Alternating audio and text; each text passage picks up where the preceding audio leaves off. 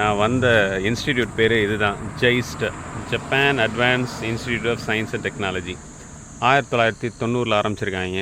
கரெக்டாக ஒரு 35 வருஷம் ஆகுது. இதுதான் அதோட என்ட்ரன்ஸு. பெரிய சொல்லிக்கிற மாதிரிலாம் என்ட்ரன்ஸ் இல்லை, ஒரு சின்ன இன்ஸ்டிடியூட் தான். மொத்தமே ஒரு 1600 மாணவர்கள் தான் படிக்கிறாங்க. ஜப்பானுடைய முதலாக வெறும் முதுகலை வச்சு ஒரு பல்கலைக்கழகம் ஆரம்பித்த ஒரு யூனிவர்சிட்டி தான் இந்த ஜெய்ஸ்ட் யூனிவர்சிட்டி. என்ட்ரன்ஸு பெரிய பிரமிப்பாலாம் என்னன்னு தெரியல, 2 குச்சியை மட்டும் நட்டுட்டு என்ட்ரன்ஸ் என்ன வச்சுருக்காங்க.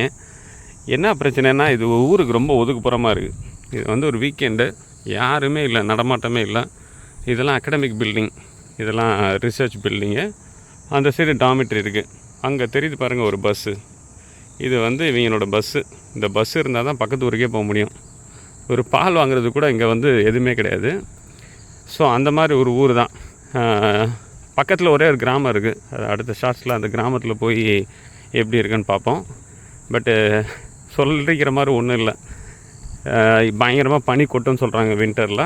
அந்த மாதிரி பனி கொட்டுச்சுன்னா இன்னுமே ஒரு மாதிரியாக லோன்லியாக தான் இருக்கும்னு நினைக்கிறேன். ஸோ இந்த ஜெய்ஸில் வந்து மொத்தமே 3 சயின்ஸ் தான் இருக்குது. ஒன்று information science, knowledge science, material science. நாங்கள் மெட்டீரியல் சயின்ஸில் இருக்கோம். ஸோ பெரும்பாலும் பாதி ஃபாரின் ஸ்டூடெண்ட்ஸ் படிக்கிறாங்க. ஆச்சரியமாக இருக்குது. அதனால் இங்கே இருக்க கிளாஸஸ் வந்து இங்கிலீஷ்லேயே நடத்துகிறாங்களாம். அது ஒரு சுவாரஸ்யமான விஷயம். அதே மாதிரி இங்கே இருக்க கட்டடங்கள்லாம் பார்த்திங்கன்னா இந்த மாதிரி டனல் வச்சு கனெக்ட் பண்ணியிருக்காங்க. ஸோ இது ஒரு பில்டிங், இது ஒரு பில்டிங்கு. இந்த பில்டிங்க்கு வந்து நீங்கள் கீழே இறங்க தேவையில்லை, இது போயிடலாம். ஸோ முக்கியமாக எப்போ யூஸ் ஆகும்னா, இது மெயினாக வின்டர் சீசனில் நீங்கள் இறங்கி நடக்க தேவையில்லைன்னு நினைக்கிறேன். ஸோ இது ஒரு சின்ன ஒரு மலை குன்று மாதிரி, அந்த மாதிரி ஒரு இடத்துல இருக்குது. பெருசாக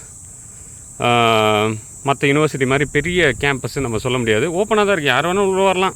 நம்ம ஊர் மாதிரி கேட்டை போட்டுலாம் அடிக்கிறதுலாம் கிடையாது. யார் வேணாலும் உள்ளே வரலாம். யாரும் உள்ளே வர போகிறான். இந்த ரோட்டில் எப்படி இருக்குன்னு மட்டும் உங்களுக்கு ஒரு காட்டுறேன் நான். ஸோ இதுதான் என்ட்ரன்ஸ். ஆக்சுவலாக இதுதான் மெயின் ரோடு. இது இங்கிலீஷில் எழுதியிருக்கு, இது ஜப்பனீஸில் எழுதியிருக்கு. இதுதான் மெயின் ரோடு. நான் வந்ததுலேருந்து பார்க்குறேங்க, இந்த மெயின் ரோட்டில் ஆள் நடமாட்டமே இல்லை. இந்த கொரோனா டயத்தில் நம்ம ஊரில் வந்து ஊரடங்கு போட்டால் எப்படி இருக்கும், அந்த மாதிரி தான் இருக்குது ஊர். எவனையுமே காணோம். இது வந்து அவங்க வாத்தியார் தங்கியிருக்க அப்பார்ட்மெண்ட்டுன்னு நினைக்கிறேன். மற்றபடி இங்கே நடமாடி எவனா அடித்து போட்டானா கூட எதுவுமே இல்லை இந்த ஊரில்.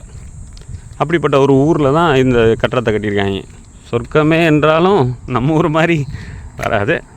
பக்கத்து கிராமத்துக்கு போயிட்டு சொல்கிறேன்.